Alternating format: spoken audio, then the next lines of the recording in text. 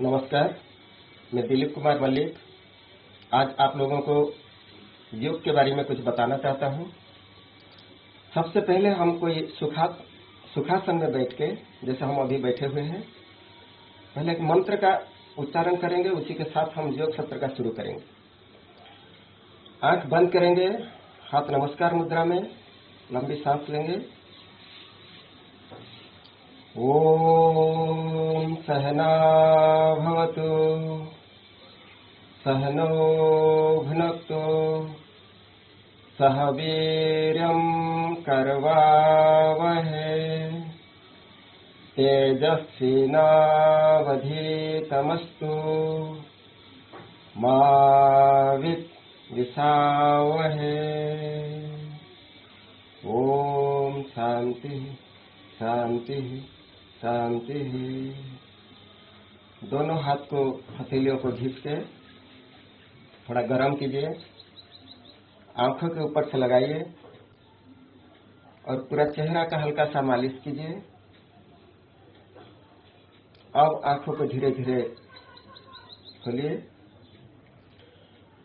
आज हम जो बताने जा रहे हैं ये योग के बारे में, ये भारत का सर्व प्राचीन परंपरा से, ये संस्कृत जुज धातु से आया हुआ शब्द है, जिसका अर्थ होता है मिलन, यानी जोड़ना। किसको किसके साथ जोड़ना, एक सवाल है।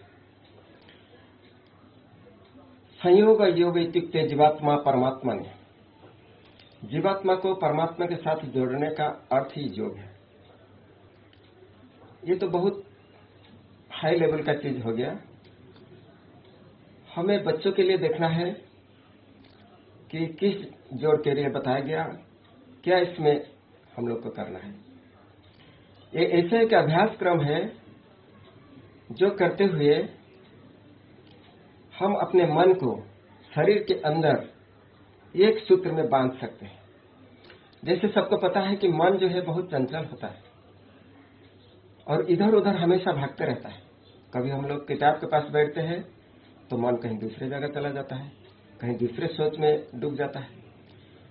तो इसलिए कोई भी चीज को हमको अच्छा से करने के लिए शरीर के साथ मन को बांध के रखना बहुत जरूरी है। और मन को बांधना इतना आसान बात नहीं है, उसके लिए एक साधन का जरूरत होता है और यही होता है योग साधना। महर्षि पतंजलि ने योग दर्शन शास्त्र लिखे हैं,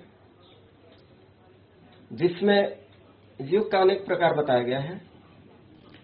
सांख्य योग, अष्टांग योग, राज योग, हठ योग, लय योग, मंत्र योग, ऐसे बहुत सारे योग हैं। लेकिन महर्षि पतंजलि का जो योग है, जो बताया हुआ मार्ग है, उसको अष्टांग योग के नाम से सभी लोग जानते हैं। अब हम सोचेंगे कि अष्टांग योग क्या है। हम अभी इसके बारे में चर्चा करेंगे।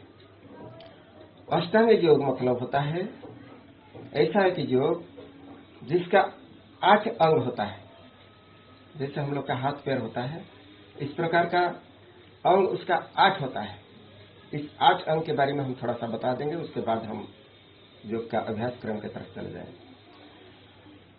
सबसे पहले महर्षि पतंजलि बताए हैं अथ योगानुशासनम। योग एक अनुशासन है। ये कोई किसी को फोर्सफुली नहीं करा सकता है। ये अपनी इच्छा से एक डिसिप्लिन वे में इसको करना पड़ता है, या तो करते करते डिसिप्लिन में आपने आ जाते हैं। और उन्होंने दूसरे सूत्र में ऐसा बताया है, योगा चित्त वृत्ति निरोध, चित्त का वृत्तियों का रोकना। चित्त यानी मन जो चंचल रूप से इधर उधर भागता है, वो बहुत सारी वृत्तियों के कारण ऐसा करता है। वो सब वृत्तियों को रोक के हमें अपने अंतर मन में शरीर के साथ देते हुए इसका अभ्यास क्रम करना है। तो आगे की ओर जो अष्टांग योग जो बताया गया है, उसमें हम लोग को शुरू से जैसे एक सोशल कोड ऑफ कंडक्ट की तरह यम बताया गया। यम, नियम, आसन, प्राणायाम, प्रत्याहार, धारणा, ध्यान, समाधि।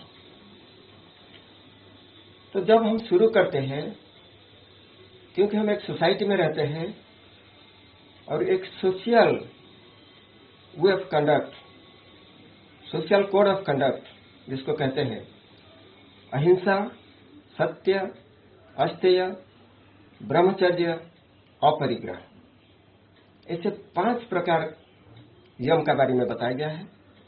अहिंसा क्या होता है? सबको पता है, हिंसा के विपरीत अहिंसा होता है। काय मनोवाक्य में किसी के प्रति हिंसा न करना, वो अहिंसा होता है। सत्य, सत्य मिथ्या का विपरीत होता है। जैसे देखा, जैसे सुना, ऐसे ही बयान करना, ऐसे ही बोलना, उसको सत्य कहते हैं। हमेशा सत्य बोलना, अहिंसा, सत्य। उसके बाद आता है अस्तेय। अस्तेय क्या है? किसी के बिना परमिशन से, किसी को पूछे बिना कोई भी चीज न लेना, यानी चोरी न करना। किसी को पूछे बिना किसका सामान ले लेना, ये इसको चोरी कहते हैं। तो कोई भी चीज की आवश्यकता हो तो किसी को पूछ के ले सकते हैं, नहीं तो अन्यथा नहीं लेना। ये होता है अस्तेय, यानी चोरी न करना। अहिंसा, सत्य, अस्तेय। ब्रह्मचर्य, ब्रह्मचर्य क्या होता है? ब्रह्मचर्य होता है शारीरिक संयमता और उसके साथ साथ मन को संयमित रखना। अहिंसा, सत्य, अस्तेय, ब्रह्मचर्य, अपरिग्रह। अपरिग्रह होता है कोई भी अनावश्यक चीज को संग्रह न करके उसका त्याग करना, अपरिग्रह। ये हो गया यम। उसके बाद नियम। नियम क्या है? शौच, संतोष, तप, स्वाध्याय, ईश्वर प्रणिधान। ये 5 प्रकार का नियम होता है। शौच, संतोष, तप, स्वाध्याय, ईश्वर प्रणिधान। हम लोग डेली शौच होते हैं, रेगुलर हम लोग शौच के बाद ही योग करना है। शौच यानी 2 प्रकार का होता है, शारीरिक और मानसिक। इस दोनों प्रकार का शौच योग में किया जाता है, ये हम आगे जाके आपको बता सकते हैं। ऐसे तो जिंदगी में हमेशा छोटा मोटा शौच, स्नान वगैरह करके लोग अपना शरीर को साफ सफाई कर ही लेता है। शौच, संतोष। संतोष यानी हर चीज में संतुष्ट रहना, मन में असंतुष्टि का पालन न करना। शौच, संतोष, तप। तप यानी तपाना, शरीर को कुछ समय के लिए तपाना, योग के अनल में तपाना, यानी योग के अग्नि में तपा के थोड़ा सा इसको शुद्ध कर लेना। तब स्वाध्याय। स्वाध्याय क्या है? अपने संदर्भ में अपने स्वयं अध्ययन करना, हम कौन है, कहां से आए हैं। स्व अध्ययन यानी अच्छे अच्छे किताब का भी अध्ययन करना, अपने आत्मशुद्धि की तरफ से ध्यान देना, स्वाध्याय होता है। तब स्वाध्याय, ईश्वर प्रणिधान। ईश्वर प्रणिधान क्या होता है? हम लोग जनरली स्नान के उपरांत पूजा पाठ करते हैं, यानी दिया अगरबत्ती वगैरह जला के, फूल वगैरह अर्पण करके प्रसाद वगैरह सेवन करते हैं, चाहे भगवान को अर्पण करते हैं। इसको ईश्वर प्रणिधान कहते हैं। जो भी है कुछ समय भगवान के लिए निकाल के उनके प्रति आभार व्यक्त करना है, ये होता है ईश्वर प्रणिधान। यम और नियम, ये पर्सनल नियम होता है, पर्सनल कोड ऑफ कंडक्ट। नियम के बाद आता है आसन, तीसरा अंग, योग का तीसरा अंग आसन। आसन क्या होता है? हम अभी बता रहे थे, स्थिरम सुखम आसनम, सुख पूर्वक जिस स्थिति में हम बैठते हैं इसको आसन कहते हैं। महर्षि पतंजलि इस प्रकार उनका परिभाषा दिया आसन का, स्थिरम सुखम आसनम, स्थिरता पूर्वक सुख पूर्वक रीढ़ की हड्डी सीधा करके, गर्दन सीधा करके किसी भी स्थिति में बैठ जाना, चाहे सुखासन में, पद्मासन में, स्वस्तिकासन में या वज्रासन में, इस स्थिति को आसन कहा जाता है। जनरली ये इसको ध्यानात्मक आसन कहते हैं। ध्यान करने के लिए, आत्मचिंतन करने के लिए ये सबसे बहुत अच्छा होता है। इसके अलावा भी और आसन है जिसको हम शरीर संवर्धनात्मक आसन कहते हैं, और एक आसन होता है जिसको हम विश्रामात्मक आसन कहते हैं। ध्यानात्मक आसन, शरीर संवर्धनात्मक आसन और विश्रामात्मक आसन। तो इस आसन के बारे में हम विस्तृत चर्चा करेंगे। पहले हम अष्टांग योग का संक्षिप्त विवरण ले लेते हैं। आसन के बाद जो चीज आता है फोर्थ स्टेज में, अष्टांग योग में, वो फोर्थ स्टेप क्या होता है? फोर्थ स्टेप होता है प्राणायाम, प्राण युक्त आयाम। यानी प्राण का जो वायु है वो संचरित होता है शरीर में। हम सांस लेते हैं, छोड़ते हैं, ये रेगुलर का काम है। हम चाहते भी नहीं चाहते भी तो भी ये चलते रहता है। ये ऑटोमेटिक प्रोसेस है। इस प्रोसेस के साथ थोड़ा सा तोड़फोड़ करना, इसको थोड़ी देर के लिए रोकना, इसको एक सिस्टमेटिक वे में चलाना, इसके नाम है प्राणायाम। इसमें प्राण शक्ति को और इसको शरीर में अच्छा तरीके से पहुंचा दिया जाता है। प्राण शक्ति का वृद्धि किया जाता है, ऊर्जा का और वृद्धि किया जाता है। प्राणायाम के बाद आता है प्रत्याहार। ये प्रत्याहार क्या है? प्रत्याहार होता है कछुआ। कछुआ को देखे, उसका पैर सब बाहर निकाल देता है, मुंडी पैर सब बाहर निकाल देता है, फिर जब मन करता है तब अंदर ले लेता है।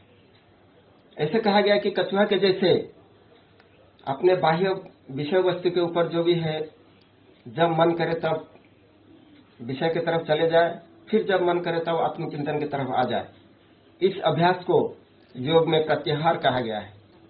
यानी बाह्य विषय से मन को समेट लेना, अपने अंदर समेट लेना और अपना इनेट पावर को और बढ़ा देना, विल पावर को बढ़ा देना, ये होता है प्रत्याहार। इसके बाद होता है धारणा। ये सिक्स्थ स्टेज है, धारणा। कोई भी चीज को, कोई भी विषय को, कोई भी चिंतन को मन में कुछ समय के लिए धारण करना। जैसे उदय होते हुए सूर्य, सनराइज, सूर्य को, सूर्योदय के समय जो उनका लालिमा है, उनको मन में कुछ समय के लिए धारण करना और उसको फिर धीरे धीरे 7th स्टेज में चला जाना, उसको ध्यान में कन्वर्ट कर देना। वही सूर्य का लालिमा को या उदयकालीन सूर्य का जो चित्र हमारे मन में है, उसको आंख बंद करके उसी के चिंतन में लग जाना।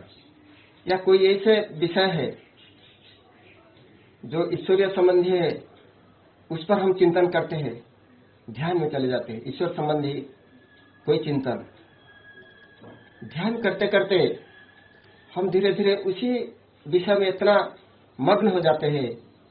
जो फाइनल स्टेज है अष्टांग योग का, वहां पहुंच जाते हैं। उसको समाधि कहा जाता है। वहां हम बाह्य विषय को भूल जाते हैं, शरीर का ज्ञान को भूल जाते हैं, और वहां पहुंचते हैं हम सब चीज भूल जाते हैं और एक ऐसे सत्ता के साथ हम विलीन हो जाते हैं जिसको हम आत्म साक्षात्कार कहते हैं। या इसी को महर्षि पतंजलि ने योग का अंतिम लक्ष्य बताया है, आत्मा का परमात्मा के साथ मिलन। यानी एक सेल्फ को यूनिवर्स के साथ मर्ज कर देना। ये था अष्टांग योग का वर्णन। अब हम जनरली हमारी शरीर को, मन को शरीर के साथ कैसे बांधे रखें, उस क्रिया को हम अभ्यास करें।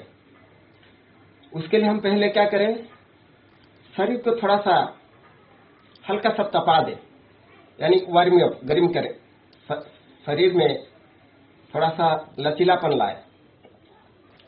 योग में वार्मिंग अप का जो है बात नहीं होता है, इसलिए उसको शरीर संवर्धनात्मक प्रक्रिया बताया गया है। यानी शुरू से हम जो है अपना शरीर को थोड़ा सा मूवमेंट में लाएंगे। पहले हाथ को हम ऐसे करेंगे और इन उंगलियों को ऐसे ऐसे मुट्ठी बांधेंगे, फिर छोड़ेंगे इस टाइप का। फिर हम हाथ को ऐसे करेंगे ऊपर की ओर, उंगलियों को ऊपर की ओर, हथेलियों को सीधा ऐसे करके फिर ऐसे करेंगे।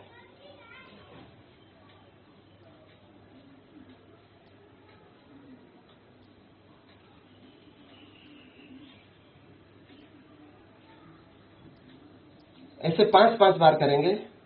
उसके बाद इसको रोटेट करेंगे ऐसे।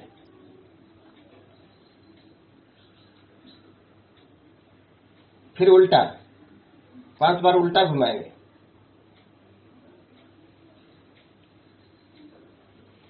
अब हम हाथ को ऐसे ले लेंगे, हथेलियों को ऊपर की ओर करके कंधे में रखेंगे और इस प्रकार शोल्डर मूवमेंट करेंगे आगे की ओर,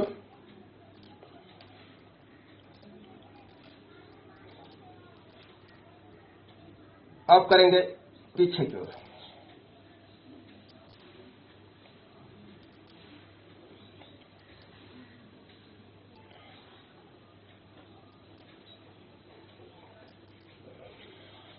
इसके बाद हम थोड़ा सा अपना पैर को खोल लेंगे और इस प्रकार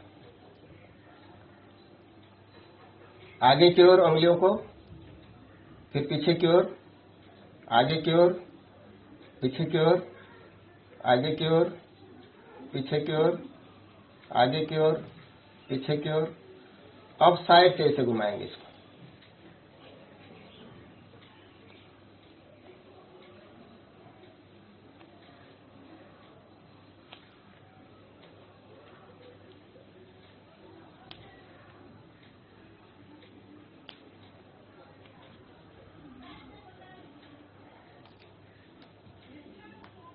अब हम थोड़ी देर ऐसे दोनों पैर को खुला रखेंगे और गर्दन को थोड़ा सा घुमाएंगे आगे, फिर पीछे की ओर, फिर आगे की ओर, पीछे की ओर। सांस छोड़ते हुए आगे की ओर, फिर सांस लेते हुए पीछे की ओर। ऐसे 5 प्रकार करने के 5 बार करने के बाद हम इस साइड से लेंगे, right side, left side, right side, left side, right side, left side. ऐसे 5 बार करने के बाद फिर हम धीरे से आगे की ओर ऐसे करके गर्दन को घुमाएंगे।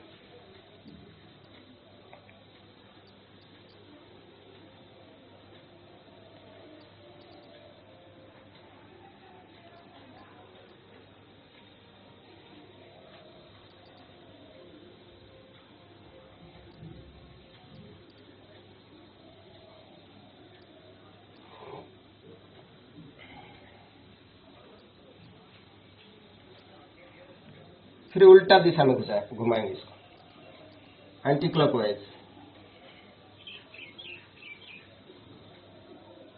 एक बार क्लॉकवाइज, एक बार एंटी क्लॉकवाइज।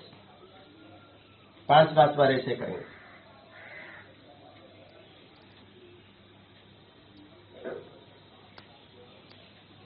अब हम सूर्य नमस्कार का अभ्यास करेंगे, जो सभी उम्र का लोग कर सकते हैं। बच्चों से लेकर सभी उम्र के लोग इस अभ्यास को कर सकते हैं। इसको योग में टॉनिक माना गया है। यानी एक कुछ योगासन का एक असेंबली है, इसको हमको सबसे पहले प्रैक्टिस करना है।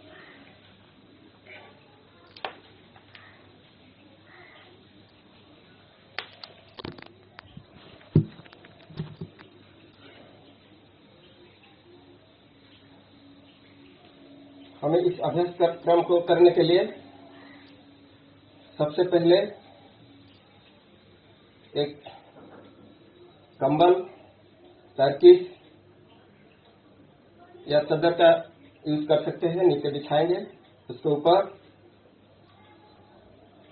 खड़े होके दोनों पैर मिला हुआ, दोनों हाथ मिला हुआ नमस्कार मुद्रा में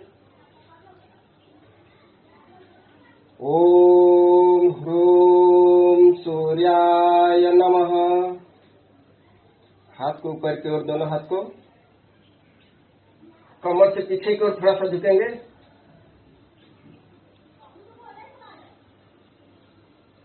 ऊर्ध्व नमस्कार स्थिति में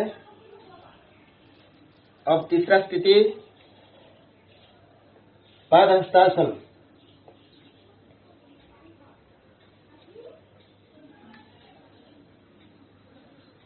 ये फोर्थ पोजीशन है, अश्व संचालनासन। उसके बाद ये फिफ्थ पोजीशन है, शरीर को डंडा के जैसे रखना है।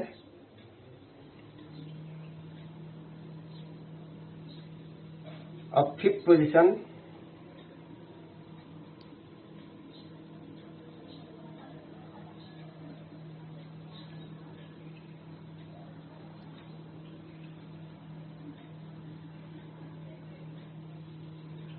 सिक्स्थ पोजीशन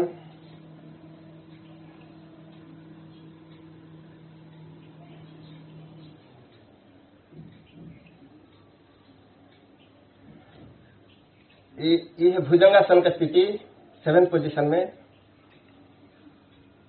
और ये पर्वतासन।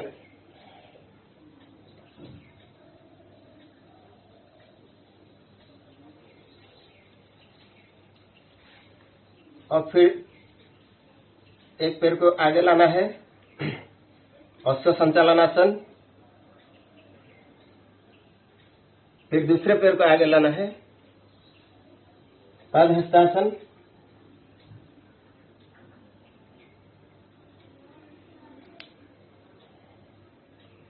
हस्त उत्तानासन, नमस्कार मुद्रा। ये एक राउंड पूरा हो गया है। सूर्य नमस्कार जब भी हम इस अभ्यास क्रम को करते हैं, जब भी आगे झुकते हैं सांस को छोड़ते हुए, और जब पीछे की ओर जाते हैं सांस को लेते हुए, इस क्रम को याद रखना। और जिन लोगों को कमर में दर्द है, कमर दर्द का शिकायत है, वो लोग न करें। और ये अभ्यास क्रम करने से पहले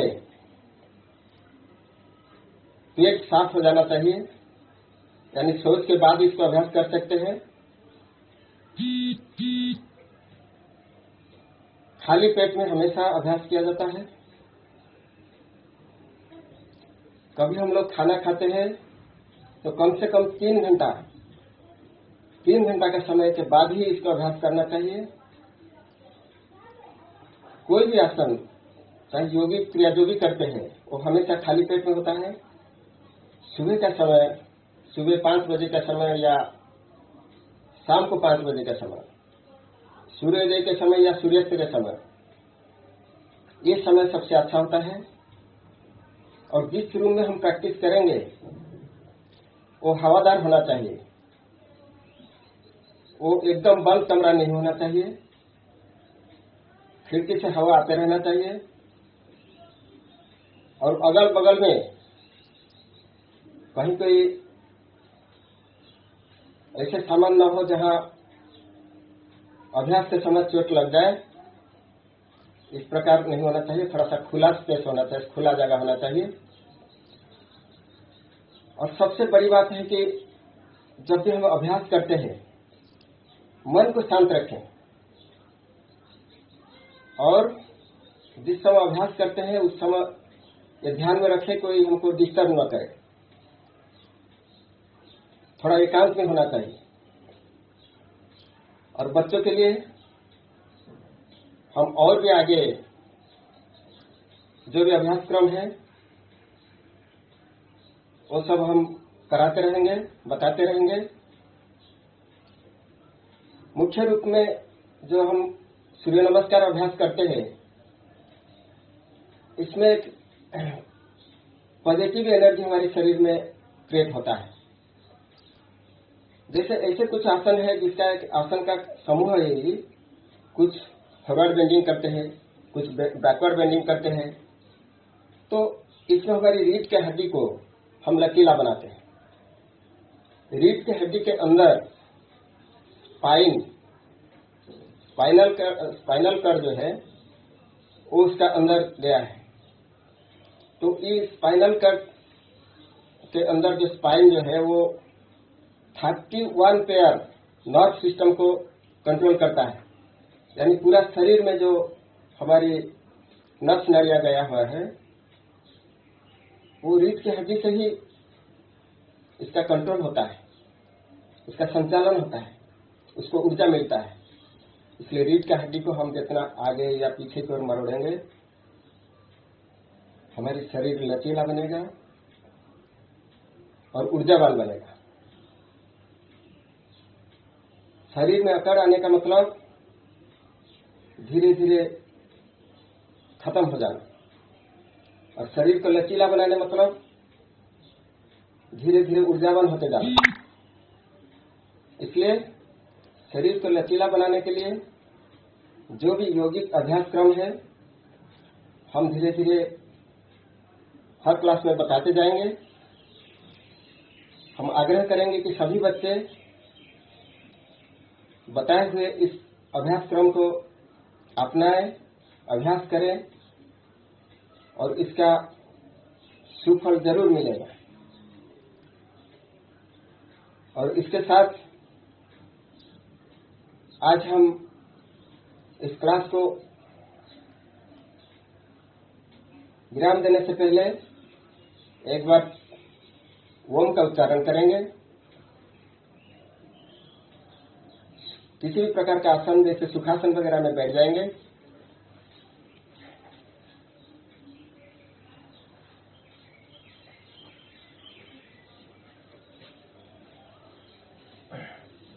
ऐसे ज्ञान मुद्रा, इसको ज्ञान मुद्रा कहते हैं। ये दोनों उंगलियों को इस प्रकार दबा के रखना, ऐसे ज्ञान मुद्रा में बैठेंगे। रीढ़ का हड्डी सीधा, आंख बंद रखेंगे, धीरे धीरे सांस लेंगे।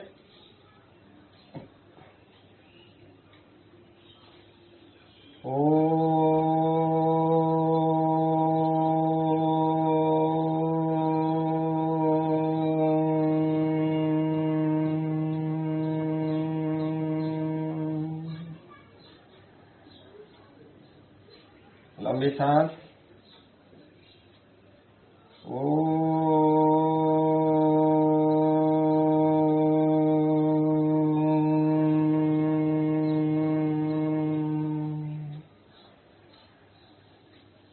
फिर एक बार लंबी सांस लेंगे।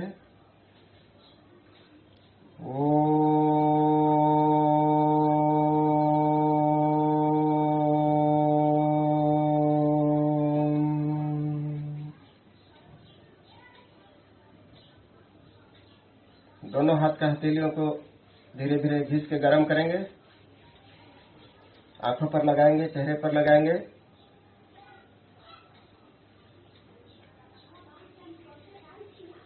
सभी को नमस्ते।